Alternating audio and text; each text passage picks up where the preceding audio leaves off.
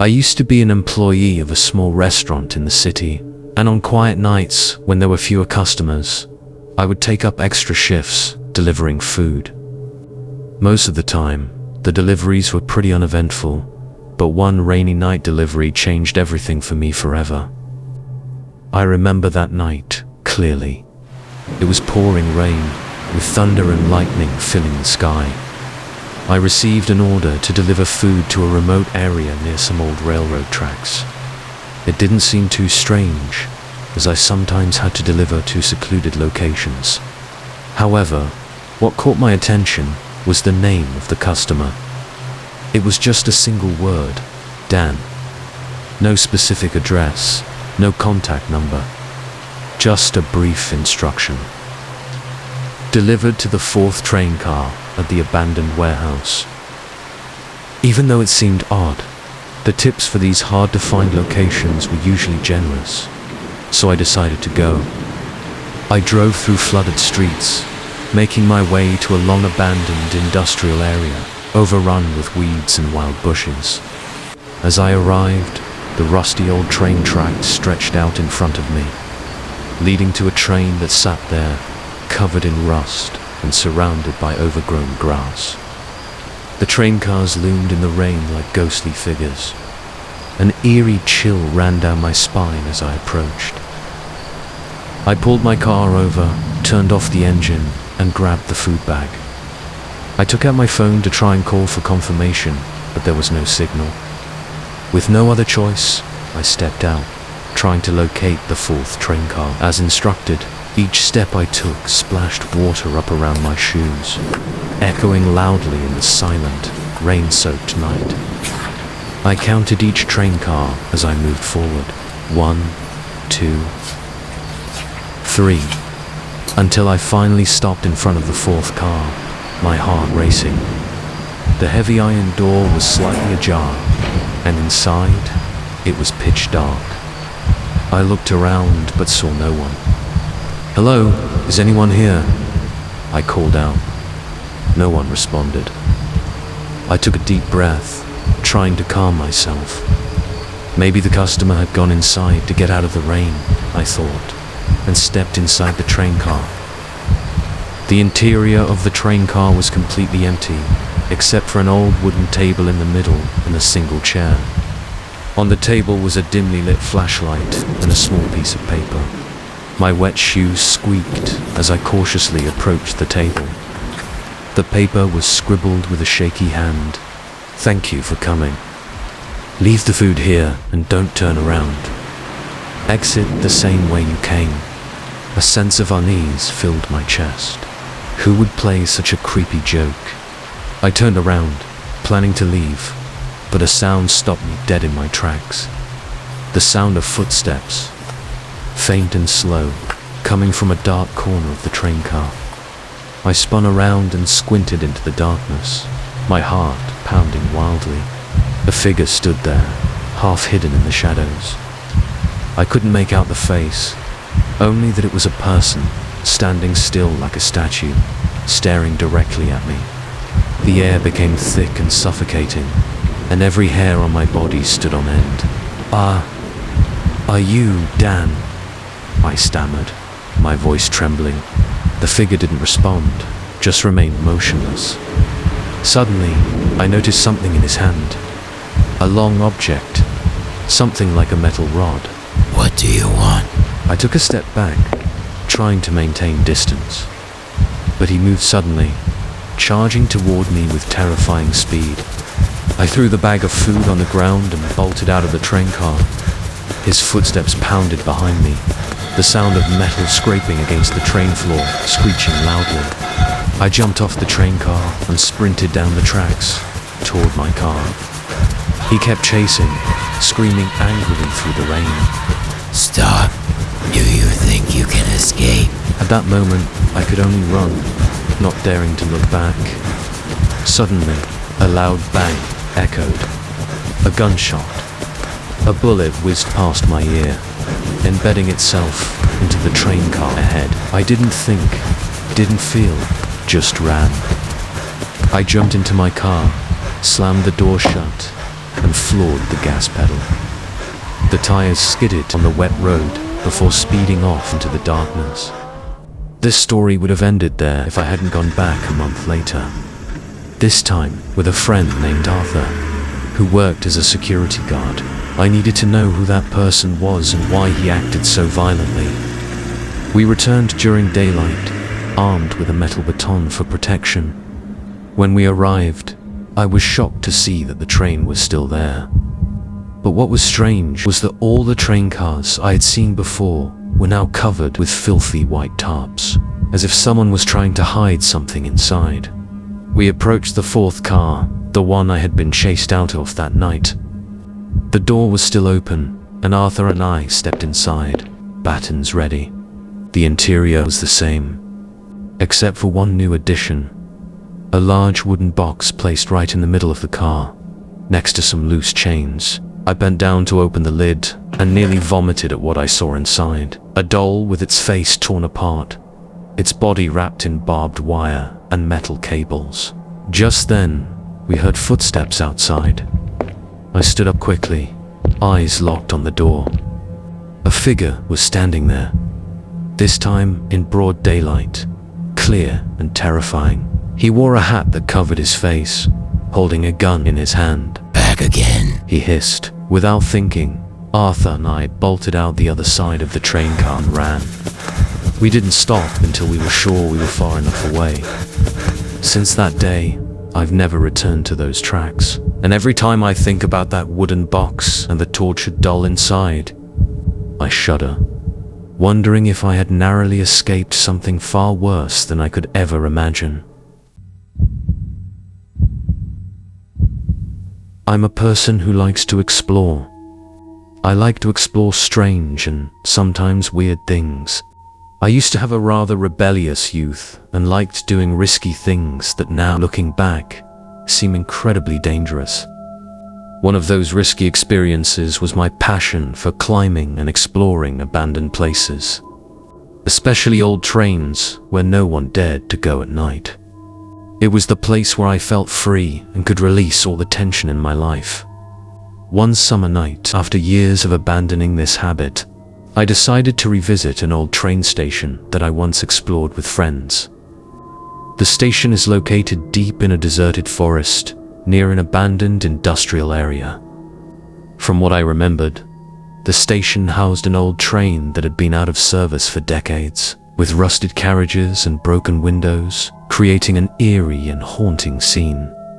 I planned to drive there, walk through the forest, and climb into the train as I used to. Everything seemed quite simple, but I had no idea that night would be the last time I dared to get close to that place. I arrived at the location around 10 p.m., carrying a flashlight and a small knife for protection. There was no phone signal in the area, and dense trees covered the entire path leading to the abandoned station. The faint moonlight filtered through the treetops, casting ghostly shadows dancing along the trail. As I approached the station, a sense of unease began to creep over me. The station emerged dimly in the moonlight, along with the long and gloomy train.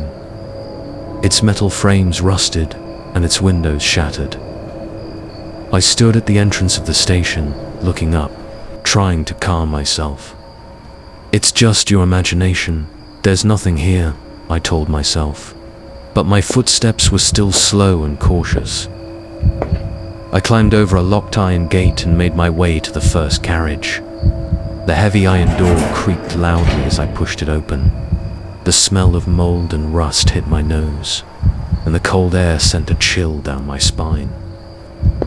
I began to move through the train, the flashlight illuminating rows of broken seats and windows covered in a thick layer of dust. When I reached the middle of the carriage, a strange sound echoed. Light footsteps coming from the other end of the train. I froze, my heart pounding wildly in my chest. The footsteps stopped immediately. I shined my flashlight in that direction, but saw nothing. "Is someone there?" I shouted, hoping it was just an animal or the wind. There was no response. After a few moments of silence, I decided to keep moving. But every time I took a step, the footsteps followed. I walked faster, and the footsteps quickened. I stopped, and the footsteps stopped too. Fear began to rise, cold sweat soaking through my shirt. I gripped the flashlight tightly, took a deep breath, and shouted, "Come out, I know someone's there." At that moment, a hoarse laugh echoed, reverberating through the dark space. The laugh was mocking and maniacal, as if someone was enjoying my fear. Suddenly, I saw a small, crouched shadow darting swiftly like a ghost, disappearing into the darkness at the end of the train. I shone my flashlight, but there was nothing but thick darkness. Damn it. I turned around to run back, but my legs felt frozen. Just as I turned, a loud thud sounded behind me. I glanced back and saw a larger shadow standing there, right in the middle of the carriage, only a few meters away. He was tall, looming like a ghost in the dark, his face obscured, but I could see his eyes glowing red in the darkness. I didn't hesitate, turned around, and ran with all my strength. The heavy footsteps of the stranger echoed right behind me, and I felt like he was closing in fast. The wooden planks under my feet creaked, and I could only dash straight toward the end of the train without daring to look back. His rapid, labored breathing sounded like it was right behind me. As I reached the end of the carriage, I leapt into another one, the door slamming against the train body, producing a deafening sound. The stranger's roar reverberated throughout the train. The sound resembled the scream of a wild beast, filled with rage and hatred. I didn't dare look back, only jumped out of the train and bolted to the ground. I tumbled onto the wet grass, but quickly got up and ran as fast as I could toward the edge of the forest. I didn't stop until I reached my car. My heart was pounding, my breath rapid, and my arms and legs felt like they were about to fall off. I sat in the car, trying to calm down and process what had just happened. But then, from deep within the forest, I saw a pair of red lights glowing in the darkness. I squinted to see more clearly, and was horrified to realize they were the eyes of the shadow standing in the middle of the train. I slammed the gas pedal and sped off, not daring to look back. I didn't know who or what that was, but I knew one thing for sure. I would never go near that train station again. Perhaps something or someone is guarding that place, and anyone who steps in there at night will never leave safely. Those maniacal laughs and those glowing red eyes would forever haunt me in my nightmares. In all my years of working, this is truly the first time I've encountered a story that haunted me so deeply. I'm a maintenance worker who has been working for the city's elevated railway system for nearly 6 years. My daily duties usually include inspecting and repairing railway tracks and stations.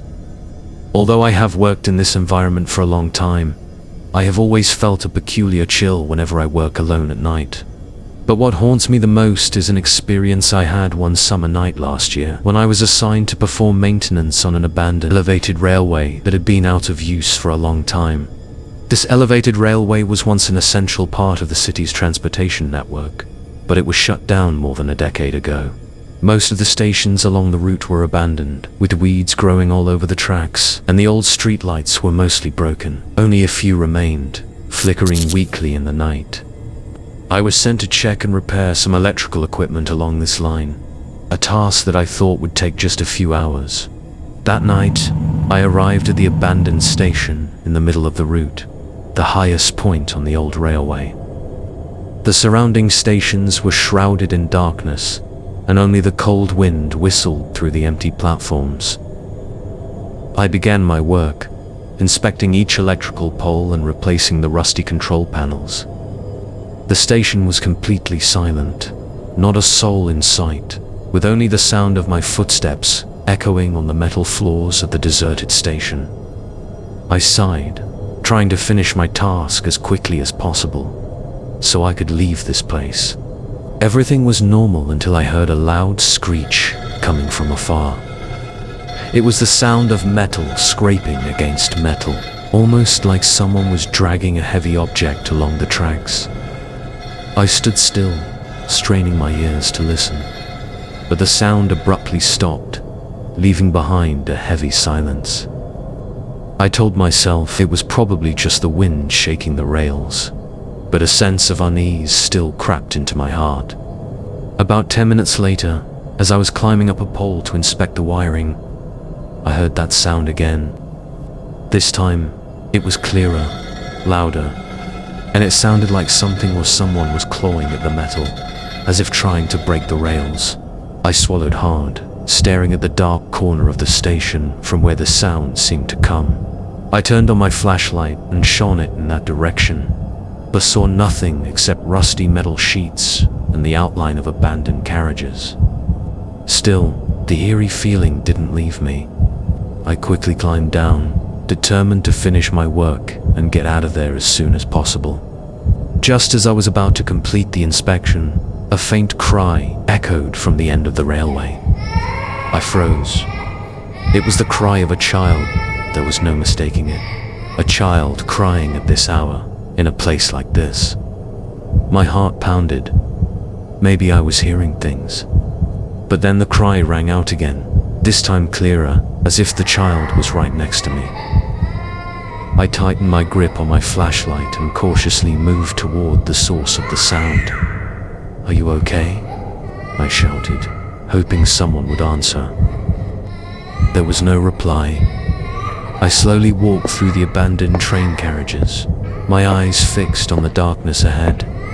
Suddenly, a weak voice whispered, "Please, help me." A chill ran down my spine. My legs felt like they were glued to the floor. "Where are you?" I called out. After a brief silence, the voice came again. "I'm right here. Just come straight ahead." I didn't want to move forward, but I couldn't just leave a child behind either. I took a deep breath and stepped forward, one step at a time, my heart racing. When I reached an old carriage, my flashlight shone onto a small figure. A child standing in the middle of the tracks, facing away from me. I squinted, trying to see more clearly, and then I saw something that made me want to scream. Behind the child, there was another shadow. It was tall and massive, looming like a monstrous figure, standing silently in the darkness.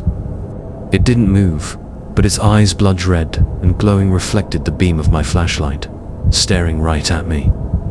I was paralyzed with fear, unable to move. Something was very, very wrong here. I stood frozen for what felt like an eternity, then slowly began to back away. The large shadow didn't move, but those blood-red eyes followed my every step.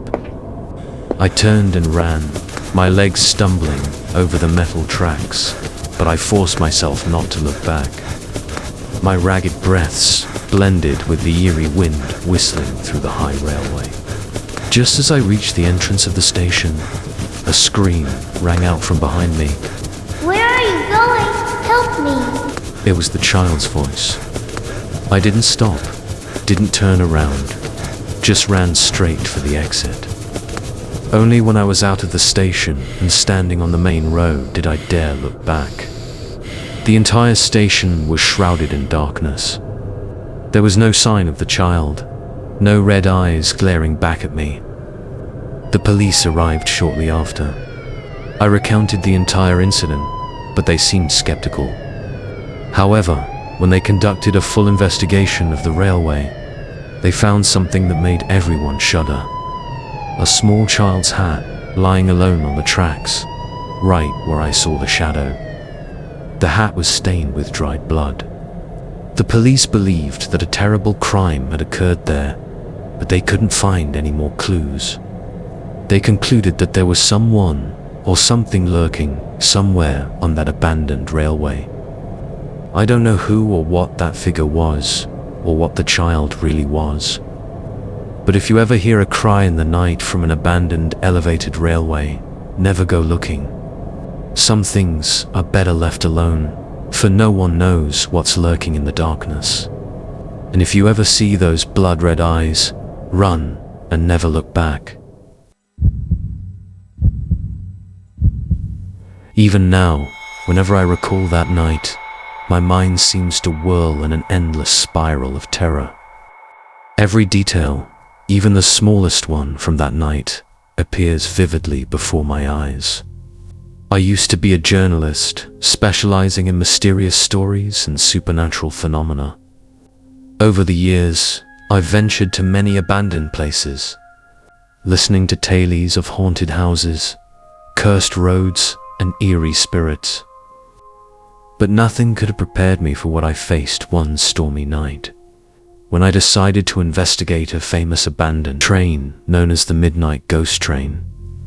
This freight train once belonged to a major railway company, but after a horrific accident that claimed the lives of more than 20 workers, both the railway line and the train were permanently shut down. The story goes that the train became haunted by the souls of those who passed away tragically when it derailed on a stormy night, plummeting into a ravine and bursting into flames. Since then, it has been seen wandering on rainy nights. No passengers, no driver, just eerie sounds echoing throughout its decaying carriages. According to locals, if anyone happens to see the Midnight Ghost Train, it's a sign that death is imminent, a foreboding that cannot be avoided. I had explored many strange stories like this before, and my curiosity got the better of me. So I decided to investigate the rumor and head to the place where it was last seen. A deserted section of railway deep in the forest, far away from any roads or villages. That night, I brought all the necessary equipment: a camera, a camcorder, a voice recorder, and the brightest flashlight I could find. I believed that if I could capture any footage of the train, it would be a groundbreaking discovery that might unravel the truth behind the legends. I arrived at the location around 11 p.m., just as a torrential downpour began. The rain poured relentlessly, turning the dirt road leading to the railway into a muddy and slippery mess. Thunder rumbled in the pitch-black sky, and lightning flashed, illuminating the overgrown path through the dense forest. The atmosphere around me was cold and heavy, filled with an inexplicable sense of dread. I followed the narrow trail, carefully navigating through the dark woods according to the map I had marked earlier. I kept walking and walking, and finally, near midnight, I spotted the old railway hidden beneath thick, shadowy branches, covered in dry leaves and tangled vines. The rusty, cracked rails looked as if they had been abandoned for ages. The sight sent chills down my spine, but I told myself that I had come too far to turn back now. Just as I was hesitating, a faint light appeared in the distance, flickering through the thick fog. I squinted, trying to see more clearly. The pale blue light gradually revealed the shape of a long train, the dark carriages emerging ominously in the darkness. It was the Midnight Ghost Train. My heart pounded furiously. I quickly took out my camera, my hands trembling as I raised the lens. But just as I started filming, the train began to move, its wheels screeching against the rusty rails, reverberating through the stillness of the night. Without thinking, I ran towards the train, clutching my camera tightly, determined to capture every detail. A low, ominous whistle echoed through the deep woods, sending shivers down my spine. The train continued to move slowly along the track, then stopped just a few feet away from me. The heavy iron doors of the carriages creaked open slightly, as if inviting me inside. I hesitated for a moment, but curiosity overcame my fear. I stepped into the first carriage. The stench of mold and something metallic hit my nose, almost making me gag. The faint beam of my flashlight shone on rows of empty, decaying seats covered in rust. Inside the carriage, time seemed to have stood still. The old seats were torn and rusty, the metal corroded and covered in dust. I carefully walked between the rows, sweeping my flashlight over every dark corner. But as soon as I reached the middle of the carriage, a strange sound echoed, a light but steady sound of footsteps coming from the end of the carriage. I froze, my heart pounding violently in my chest. The footsteps stopped immediately. I spun around, shining my flashlight behind me. Nothing but thick darkness. "Is anyone there?" I called out, my voice echoing in the eerie stillness. There was no answer, but a cold breath brushed against the back of my neck. I turned around, and to my horror, I saw a faint figure appear on the opposite seat. It was a man, dressed in an old conductor's uniform, his face pale and his eyes hollow. He sat motionless, staring blankly at me. I stepped back, trembling, as more figures began to materialize, scattered across the seats. They all stared at me with empty, sorrowful eyes. Some of the ghosts bore horrific injuries, heads crushed, limbs broken, and blackened blood seeping from their wounds. Leave. A voice rasped, hoarse and angry. Panicked, I turned and tried to open the door, but it slammed shut. The train shuddered violently, as if mocking my desperate attempt to escape. Get out. The voice boomed, echoing throughout the carriage. The ghosts stood up, their footsteps pounding in unison. I rushed to the end of the carriage, slamming my fists against the door, hoping to break free. The door wouldn't budge. The spirits moved closer, their skeletal hands reaching out for me. Their faces twisted in a grotesque, haunting expression. In a fit of panic, I sprinted to the front of the carriage, my eyes darting around for an escape route. The left door was slightly ajar, and without a second thought, I threw myself against it.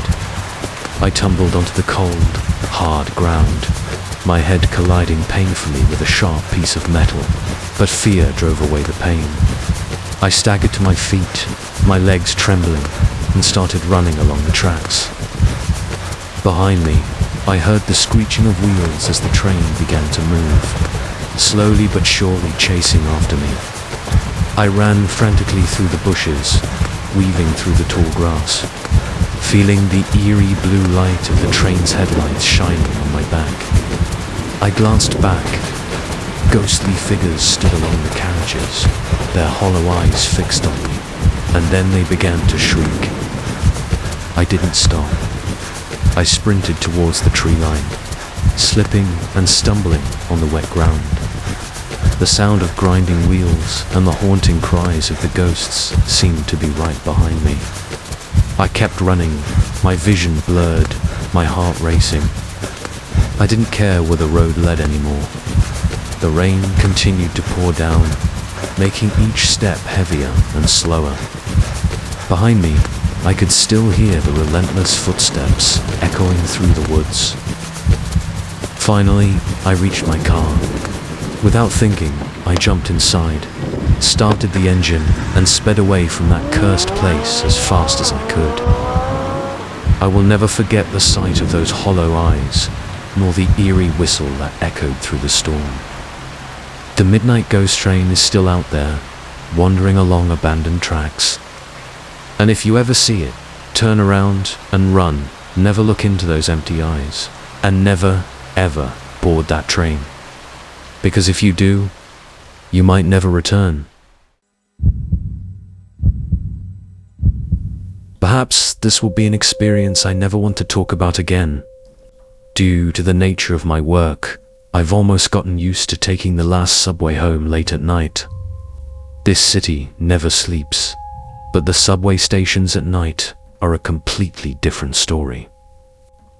That night, I learned that not every train will take you home safely. It was a typical Friday night. I left the office at 11 p.m. and hurried down to the subway station. Everything felt familiar. The quiet platform, the enveloping darkness, and only a few people standing silently, waiting for the last train. I always felt a sense of calm stepping into such a deserted space, a sense of serenity before returning home. The train arrived on time, its doors opening with a familiar hiss, and I stepped inside.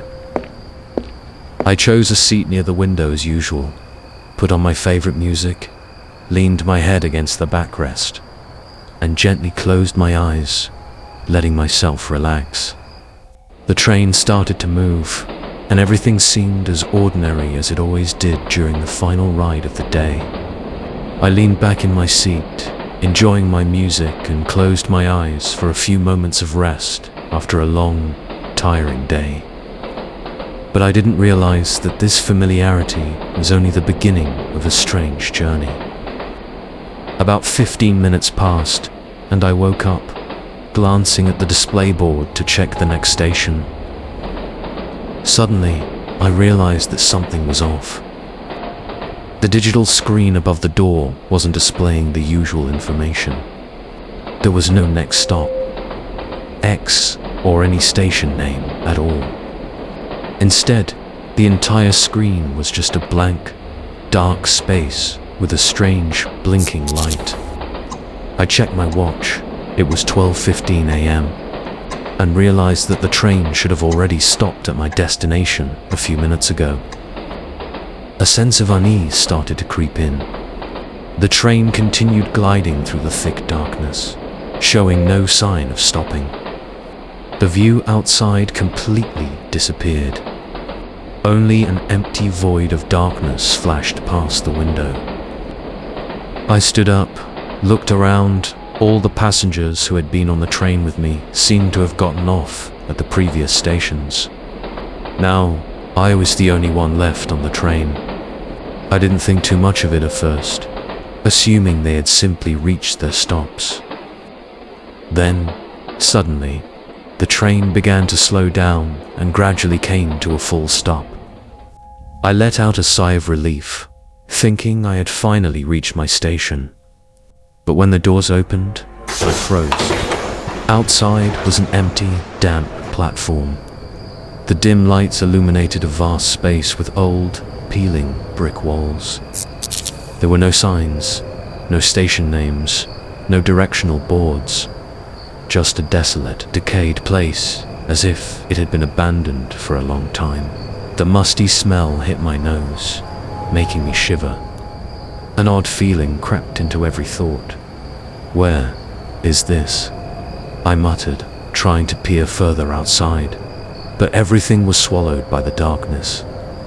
I hesitated, too scared to step out. A vague fear pressed down on my chest.